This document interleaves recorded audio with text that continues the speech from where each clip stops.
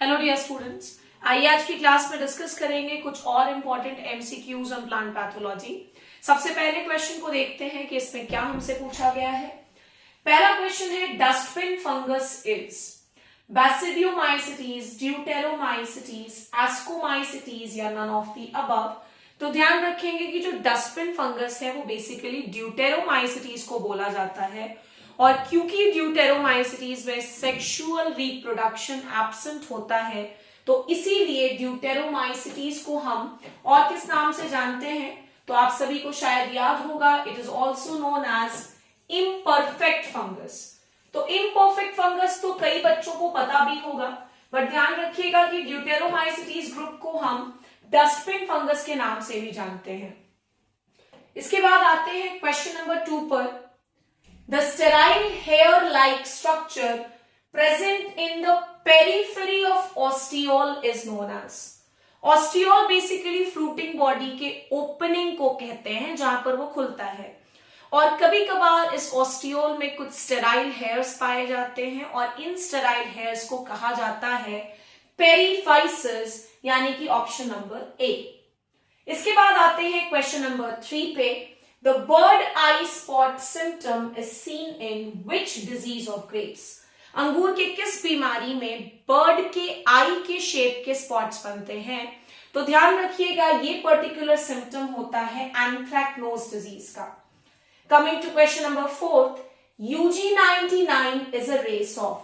Actually UG99 जो है ये स्टेम रस्ट ऑफ वीट का एक इंपॉर्टेंट रेस होता है। यहां पर यूजी का मतलब है युगांडा, जहां पर इस रेस की डिस्कवरी हुई, और ये बेसिकली डिस्कवर किया गया था इन द ईयर 1999, इसीलिए UG99 कहा जाता है इस पर्टिकुलर रेस को। कमिंग टू क्वेश्चन नंबर 5, आइए पढ़ते हैं क्वेश्चन नंबर 5 में क्या पूछा गया है। Phaseolotoxin is produced by Alternaria, Helminthosporium, Cercospora या नोटा। तो ध्यान रखेंगे कि जो फेसियोलोटॉक्सिन है this is produced by Alternaria. Coming to question number 6, zinniol किनके द्वारा प्रोड्यूस होता है? अल्टरनेरिया, सर्कोस्पोरा, फ्यूजेरियम या नोटा। तो ज़ीनियोल भी अल्टरनेरिया के ही द्वारा प्रोड्यूस किया जाता है। अल्टरनेरिया जो कि फंगस है और इससे दो बड़े ही इंपॉर्टेंट डिजीजेस होते हैं, एक है अर्ली ब्लाइट और दूसरा है purple blotch of onion. Coming to question number 7, CC toxin is produced in tomato by। टमाटर में CC toxin किस पर्टिकुलर फंगस के द्वारा प्रोड्यूस होता है? सो ध्यान रखिएगा answer that it is Corynespora. Coming to question number 8, VB gene is resistant to. बहुत ही इंपॉर्टेंट सवाल। एक जीन है रेजिस्टेंट VF जो कि बेसिकली रेजिस्टेंस दिखाता है एप्पल के स्कैब डिजीज से, और एक जीन है VB जो कि बेसिकली रेजिस्टेंट होता है क्राउन रस्ट डिजीज से। बहुत important VB and VF gene. So दोनों को मैंने कंपैरिजन में लिखा दिया है, आई होप आप सभी लोगों को कंफ्यूजन नहीं होगा। VF जीन एप्पल स्कैब और VB जीन जो है that is resistant to crown rust disease. Question number 9, the number of basidiospores is how many in smut fungus. Smut fungus में बैसिडियोस्पोर की संख्या पूछी गई है। तो ध्यान रखिएगा कि कायदे से जो रस्ट फंगस है इसमें बैसिडियोस्पोर्स की संख्या 4 ही होती है, लेकिन अगर स्मट फंगस में पूछा गया है तो बैसिडियोस्पोर्स की संख्या जो होती है दैट इज इनडेफिनिट, यानी उसे काउंट नहीं किया जा सकता। डिटरमाइंड नहीं है वो कि वो 4 ही होगा। काउंट कहना बेहतर नहीं होगा, बल्कि ये कहना ज्यादा सही होगा कि कभी भी फिक्स्ड नहीं होता है नंबर, इट इज इनडिफाइंड। इसके बाद आते हैं क्वेश्चन नंबर 10 पर। पोका बोंग इज कॉज्ड बाय। पोका बोंग बेसिकली शुगर केन का एक इंपॉर्टेंट डिजीज है और ये होता है फ्यूजेरियम फंगस से। So option number B is the correct answer. इसके बाद आते हैं क्वेश्चन नंबर 11 पर। Teleutospores are stalked and free in. Stalked यानी जो टेल्यूटोस्पोर्स होंगे उसके नीचे इस तरह का एक स्टॉक होगा, STALK स्टॉक। स्टॉक मतलब अटैचमेंट के लिए कोई चीज अगर किसी पर्टिकुलर स्ट्रक्चर के नीचे होती है then that is known as stock. तो किस पर्टिकुलर फंगस में टेल्यूटोस्पोर स्टॉक्ड होते हैं और फ्री होते हैं? तो ध्यान रखिएगा this is a character of Puccinia.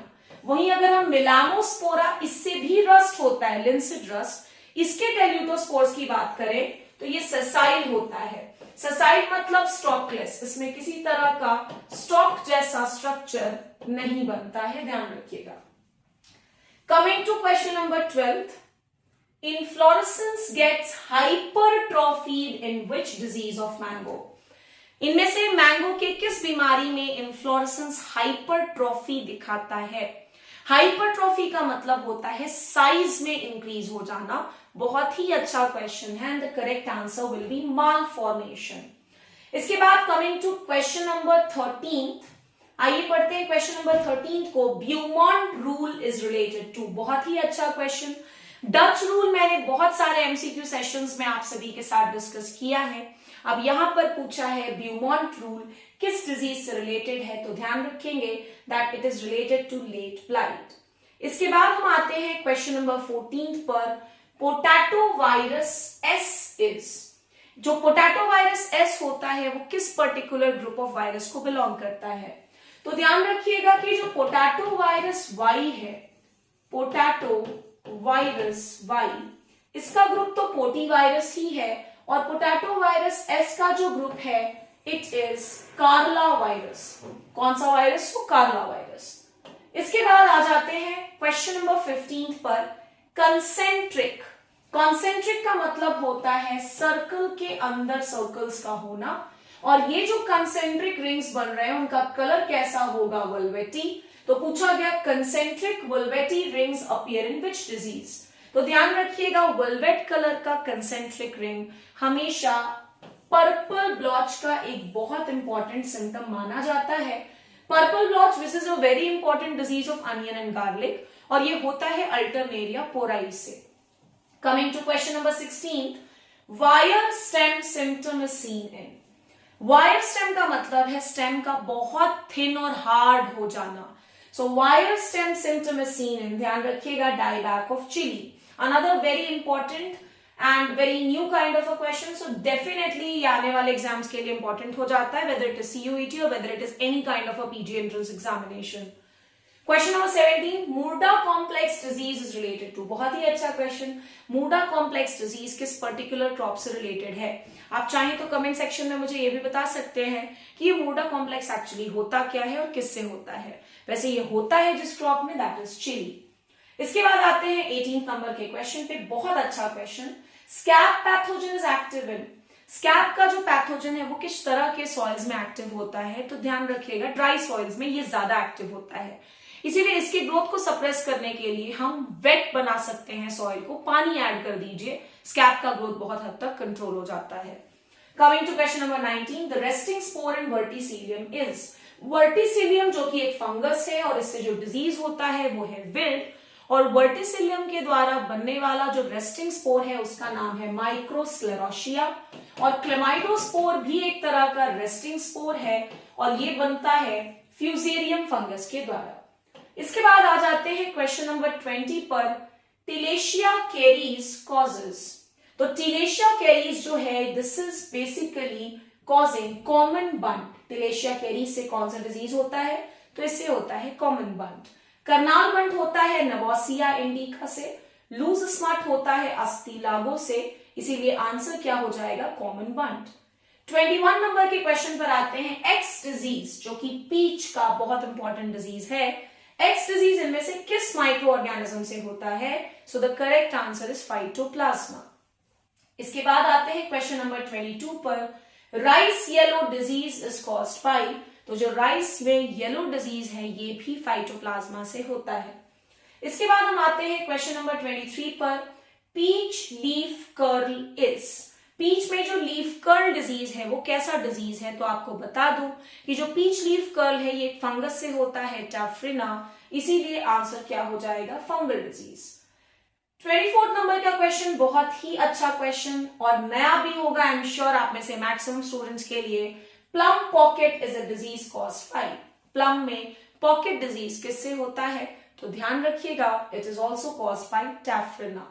And coming to the last question of today's session, ghost spots are seen in which post harvest disease of tomato. I am sure इस तरह के क्वेश्चंस आपको बहुत ही कम जगहों पर देखने को मिलते हैं। सो प्लीज ये सारे क्वेश्चंस को समझिए, लिखिए और याद कर लीजिए। डेफिनेटली ये सारे यूजफुल होंगे अपकमिंग एग्जाम्स के लिए। घोस्ट स्पॉट्स इनमें से किस पर्टिकुलर डिजीज के इंपॉर्टेंट सिम्टम्स होते हैं? तो ध्यान रखिएगा that it is a very specific symptom of grey mould. ये एक तरह का पोस्ट हार्वेस्ट डिजीज है। आई होप आप सभी को आज का एमसीक्यू सेशन इंफॉर्मेटिव लगा होगा। नेक्स्ट एमसीक्यू सेशन में मैं स्टैटिस्टिक्स के क्वेश्चंस को डिस्कस करूंगी और उसके बाद फिर से कंटिन्यू करूंगी पैथो के एमसीक्यूज के साथ। टिल देन पढ़ते रहें। Thank you so much.